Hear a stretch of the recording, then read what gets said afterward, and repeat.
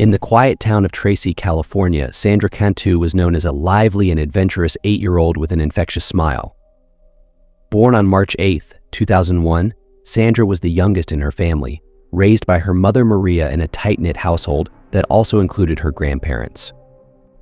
They all lived together in a single mobile home at Orchard Estates, a cozy trailer park where neighbors felt like family and everyone looked out for each other. Sandra was the kind of child everyone knew and loved. She had a knack for making friends of all ages, from the children who roamed the trailer park to the adults who watched her grow. Her outgoing nature and bright spirit made her popular with everyone around, and she filled her days with coloring, dancing, and helping in the garden. On March 27, 2009, Sandra came home from school and, like any other day, dashed back outside to gather friends for an evening of play.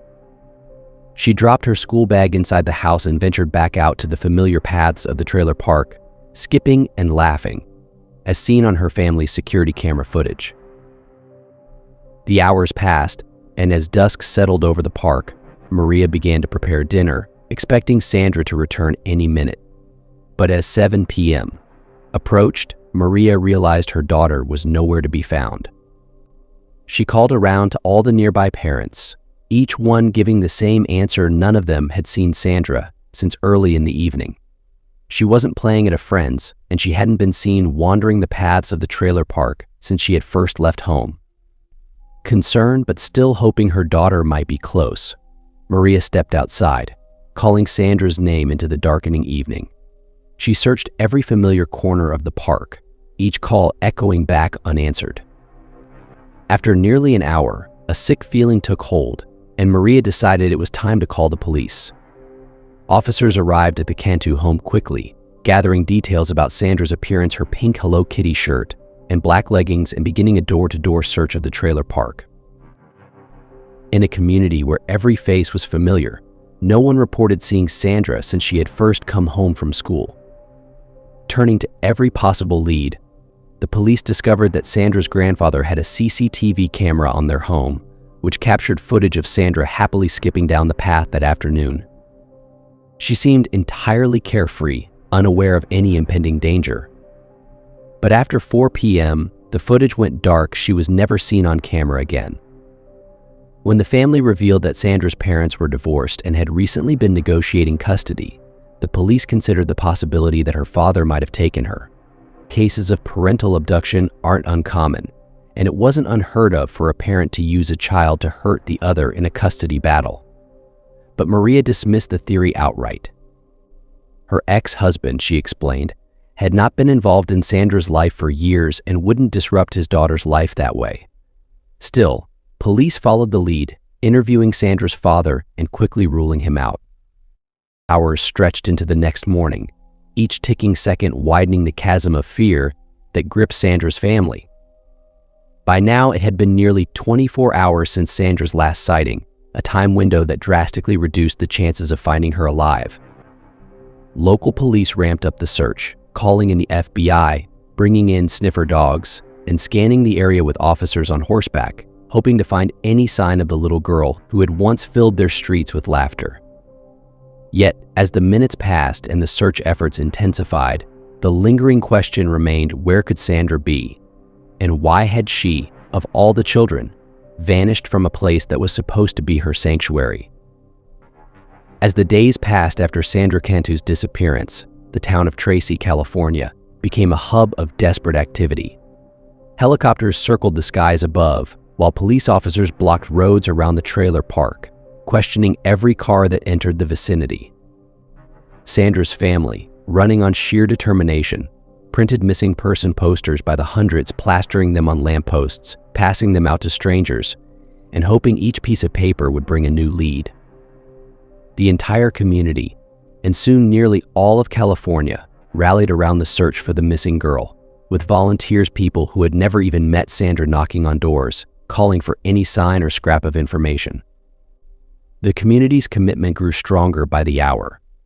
Local businesses, wealthy benefactors, and concerned individuals raised a reward for Sandra's safe return, starting with $2,000.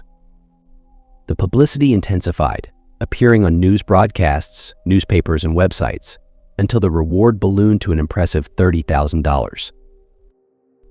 On the second day of the investigation, police received a tip that seemed trivial at first. A neighbor mentioned a suitcase that had gone missing from her driveway around 4 p.m.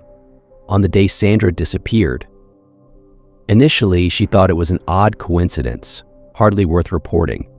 But as her mind lingered on it, she began to wonder if it might be linked to the disappearance of the little girl next door.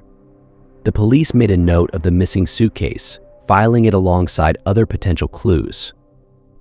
As officers questioned friends, family, and neighbors, 2 men emerged as persons of interest, though each turned into a dead-end lead.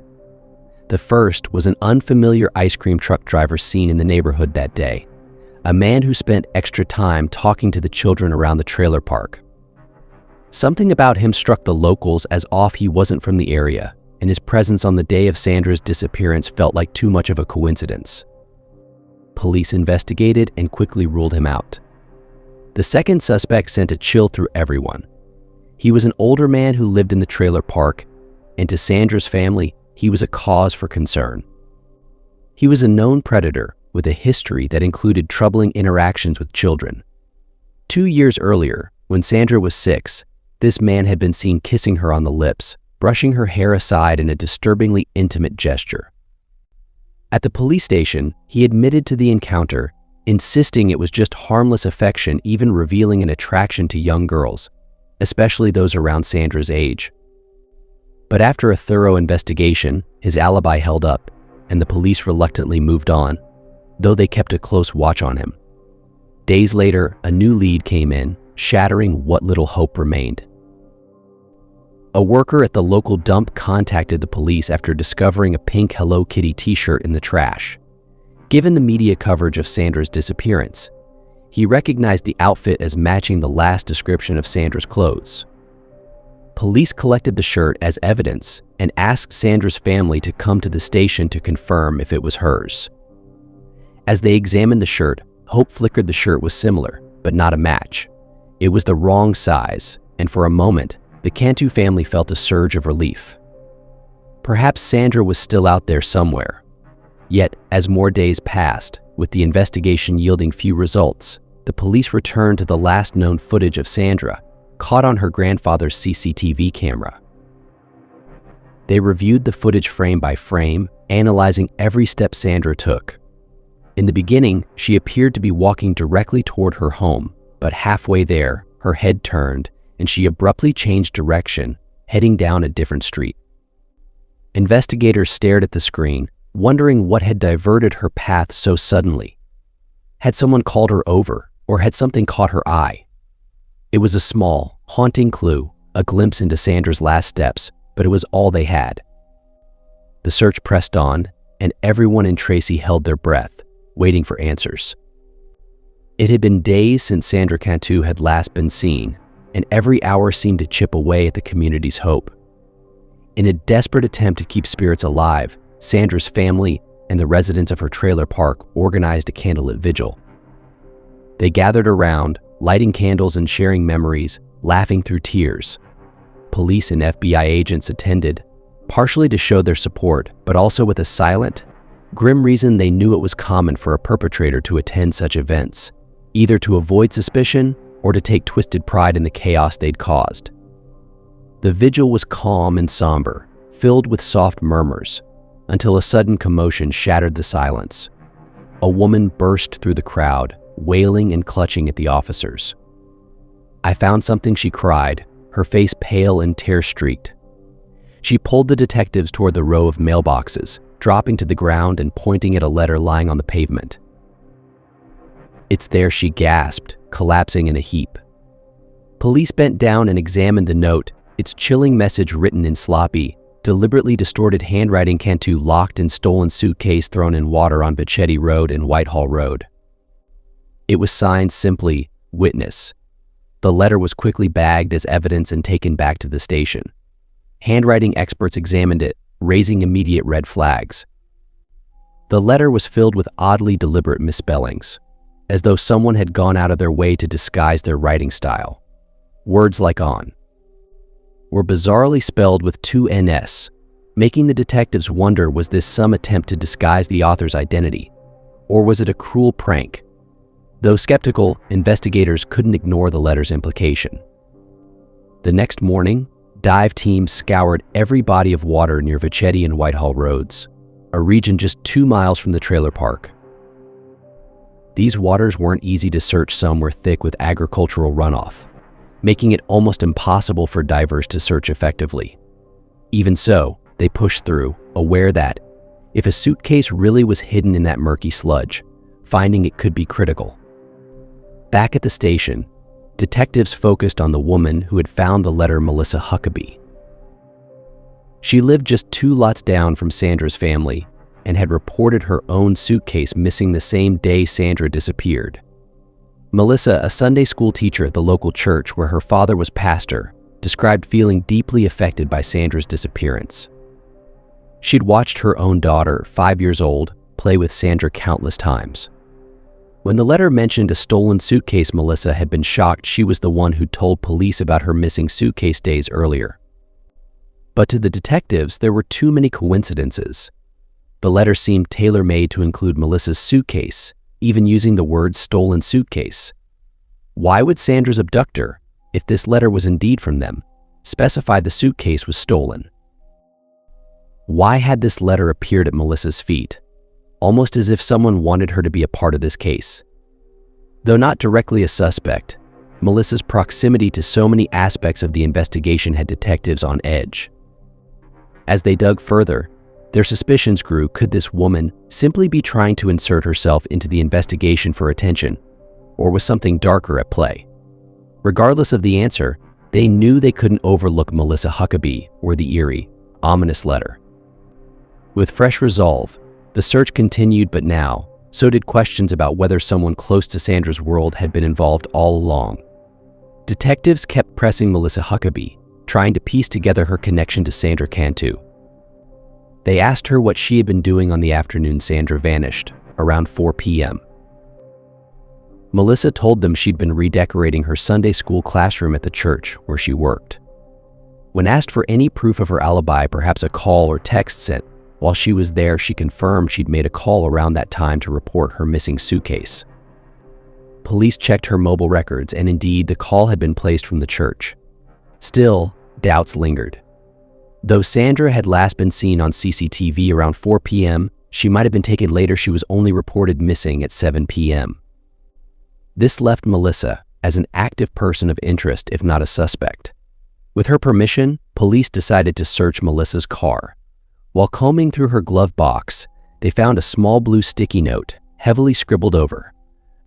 Underneath the hasty markings, they managed to discern 3 words: Vachetti Road, Whitehall Road, and water. The exact words from the letter Melissa had claimed. To find this discovery raised their suspicions further. Determined to get more answers, detectives obtained a search warrant for Melissa's home. Under her nightstand, hidden away, they found a notebook. The pages were an exact match to the paper used for the letter Melissa claimed to have found. One page had been torn out, and on the page behind it, faint impressions aligned with the words in the letter. The evidence pointed strongly toward Melissa, but her motives remained unclear. Did she write the letter to mislead investigators, to throw suspicion elsewhere, or simply to gain attention? Police found the last possibility most plausible, given her dramatic outburst at the vigil. Melissa had a reputation for pulling stunts like these, a habit many attributed to her struggles with mental health. While this was still speculative, detectives kept a close eye on her, not ruling her out as a suspect.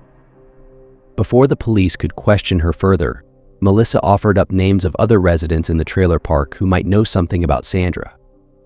She pointed to an older man with a history of assaulting young girls. She also identified a father and son duo who, she claimed, might be hiding inappropriate photos of children on their phones. Investigators followed up, interrogating all 3 men and confiscating their devices. While the older man was quickly cleared, the father and son raised red flags. One of their phones contained suggestive images of children, including Sandra, sitting on one of their laps. Police subjected all 3 men to polygraph tests. The father and son both failed, adding fuel to detectives' suspicions that there was more to uncover. The other man, who had a history of drugging children, also failed, though he had an alibi police couldn't disprove. Still, these results hinted at some possible link between the suspects, and detectives began to wonder if Melissa had named them as part of some larger conspiracy. Just as they were contemplating this tangled web of suspects, police received the call they dreaded 11 days after Sandra Cantu's disappearance. They had found her. On April 6, 2009, a phone call shattered the morning calm at the local police station. A worker at an irrigation pond, busy with routine maintenance, had discovered something shocking. While draining the pond, he'd spotted a black suitcase bobbing in the water. Officers were dispatched immediately, wondering if this could be evidence of something dark. At the scene, they found the black suitcase exactly as described. Both zippers were tied together with a white string. Not wanting to disturb any potential evidence, they carefully lifted it, sealing it in a body bag before transporting it to the medical examiner's lab. But even before it left the scene, a grim realization took hold. The suitcase was heavy, far too heavy to be empty, and an unmistakable smell was beginning to seep out. Back at the lab, the truth confirmed everyone's fears. Inside the suitcase, they found the lifeless body of Sandra Cantu. Curled in a fetal position, her small body was dressed in the same clothes she had worn on the day she disappeared. At first glance, her body showed no obvious signs of injury, leaving the cause of death uncertain. As the autopsy began, however, new horrors came to light. Toxicology reports revealed that Sandra had been heavily drugged with benzodiazepines before her death. Further examination confirmed asphyxiation with a makeshift cloth noose. Sandra, it seemed, had been mercifully unconscious when her life was stolen.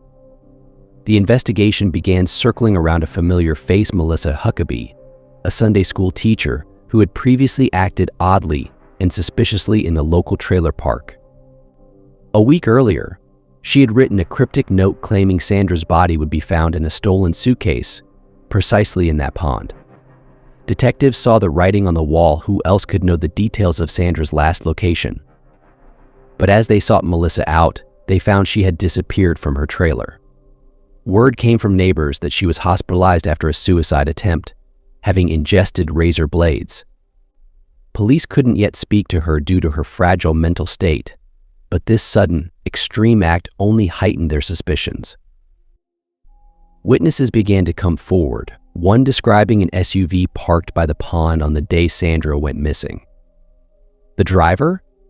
A middle-aged woman with dark hair, matching Huckabee's description perfectly.